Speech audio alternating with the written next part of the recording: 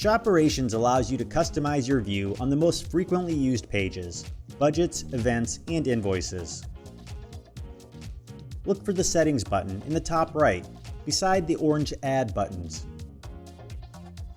In the drop-down menu, there is a list of available page column fields. Select or deselect fields to add or remove them from the page view.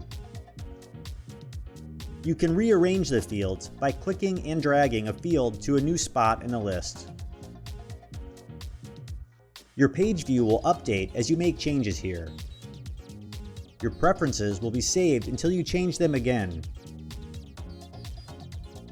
Use sorting within columns to further customize your view.